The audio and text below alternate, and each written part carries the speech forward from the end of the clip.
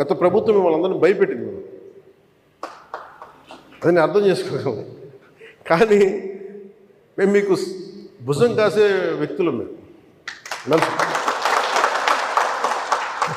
ఇది ఒక వ్యవస్థని తిరిగి బలోపేతం చేయాలంటే చాలా చాలా కష్టసాధ్యమైంది. నాకు నిజంగా చెప్పాలంటే ఒకసారి నాకు ఇది నేను చాలా ఆనందంగా ఎంచుకున్న శాఖ. నేను ప్రభుత్వ ఉద్యోగ కొడుకుని, ఆ జీతాల మీద మేము పెరిగిన వాడిని. మా నాన్న జీతాలు రాకపోతే మమ్మల్ని స్కూల్ బయటికి పంపించి మళ్ళీ జీతాలు వచ్చిన తర్వాత మళ్ళీ స్కూల్లోకి అలౌ చేసినాయి, అవి కూడా ఉన్నాయి నా సంఘటన. అలాంటి సంఘటనలు ఉన్నాయి. అందుకని నీ కష్టాన్ని అర్థం చేసుకోగలను. అంటే 1వ తారీఖు జీతం రాకపోతే ఏమవుద్దు నాకు అనుభవం ఉంది. అలాగే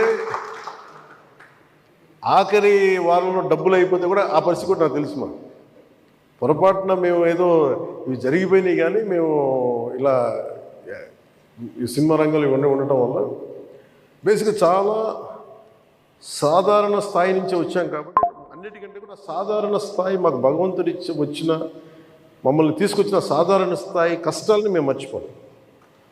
అందుకని ఈ రోజున రోడ్ల మీద బయటికి వెళ్ళి ఎందుకు ఆగి ఎందుకు మాట్లాడుతానంటే ఆ కష్టం ఎలా ఉంటుందో నాకు తెలుసు.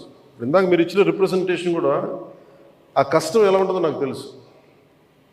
సో ఇలాంటి స్పందనకి వెంటనే ఉంటుంది కదా. నేను కోరుకునేది ఏంటంటే మిమ్మల్ని గత ప్రభుత్వం మిమ్మల్ని భయపెట్టింది.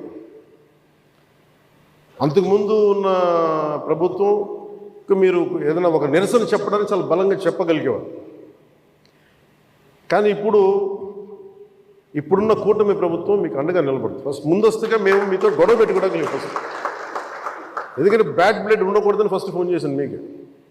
అరే వస్తే నువ్వు కలవలేదండి, నువ్వు కూర్చొని పెద్ద ఆఫీసులను కలుస్తాం, మమ్మల్ని కలవవా అనే ఒక చిన్న బాధ ఏదైనా ఉంటుంది. ఎందుకంటే నాకు తెలుసు, మా నాన్న బాధ నాకు తెలుసు. అందుకని వెంటనే ఫోన్ చేశానండి. ఆ కష్టం నాకు తెలుసు.